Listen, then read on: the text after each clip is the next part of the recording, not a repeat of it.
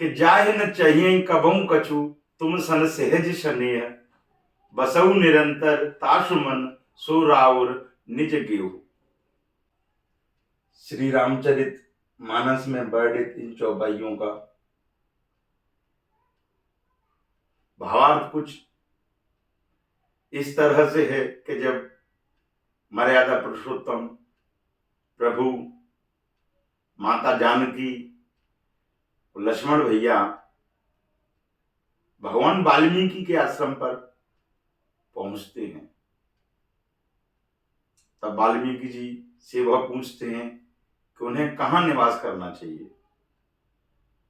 वाल्मीकि जी कहते हैं कि हे राम, हे करुणा निधान, मुझे ऐसी एक जगह बताओ जहां आपका वास न हो, लेकिन फिर भी अगर आपने मुझसे पूछा है तो मैं कुछ जगह बताता हूं। तो वाल्मीकि जी के द्वारा प्रभु मर्यादा पुरुषोत्तम प्रभु माता जानकी को जो निवास स्थान सुझाए हैं कि जहां राम जी वास करें, उनमें से आज हम दो स्थानों की बात करेंगे। तो एक में वाल्मीकि जी भगवान से कह रहे हैं कि जाहे न चाहिए कबहू कछु तुम सन सहज स्नेह बसऊ निरंतर ताशु मन सो राउर निज गेहु। हे राम, जिसे आपसे कुछ भी नहीं चाहिए, उनका निस्वार्थ प्रेम है आप में, केवल वो आप में स्नेह रखते हैं, आपसे स्नेह करते हैं, ऐसे दासों के मन में आप निरंतर वास कीजिए, उनके मन ही आपका घर है।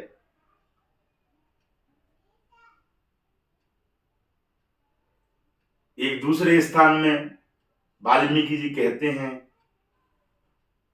मर्यादा पुरुषोत्तम से, माता जानकी से, कि तुम्हें छाड़ गति दूसर नाही, तुम्हें छाड़ गति दूसर नाही, राम बसौ तिनके मन माही।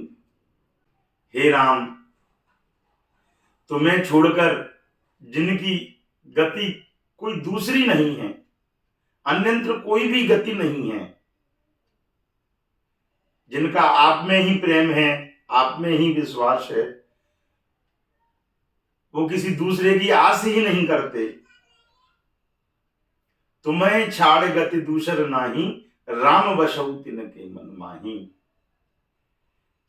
जिन पर आपके सिवाय कोई दूसरा गति नहीं है, जिनका आप में ही प्रेम है, आप में ही जिनकी निष्ठा है, हे राम, माता जानकी सहित हे राम, ऐसे लोगों के मन में बसिए आप, ऐसे लोगों के मन ही आपका निवास स्थान है।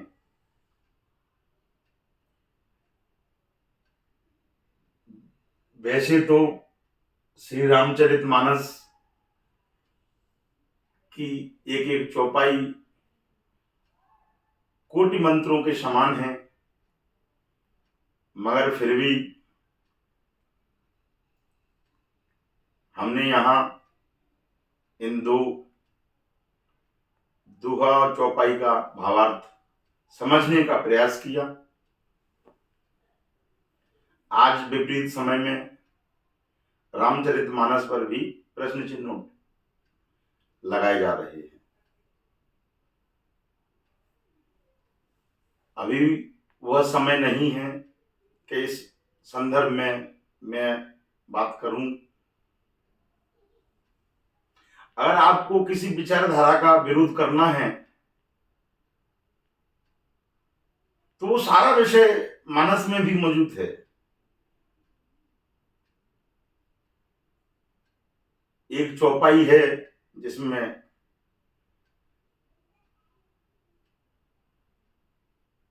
विरोध किया जा रहा है और बाबा तुलसीदास जी को ब्राह्मण समर्थक सुनने में आ रहा है। तो इस तरह से फिर सुंदरकांड में एक चौपाई है कि कोट विप्रबध लागे हैं जाऊ, आवे शरण तजू नहीं ताए। अर्थात करोड़ों ब्राह्मणों का वध करने के बाद भी अगर कोई मेरी शरण में आएगा तो मैं उसका त्याग नहीं करूंगा। तो इस हिसाब से तो फिर बाबा तुलसीदास, जिन्हें आप तुलसीदास दुबे कह रहे हैं, तो ब्राह्मण विरोधी भी हुए। फिर ऐसा नहीं है, मानस को निष्पक्ष भाव से उन्होंने लिखने का प्रयास किया है। हाँ, उसको समझने की आवश्यकता है। श्री रामचरितमानस की एक एक चौपाई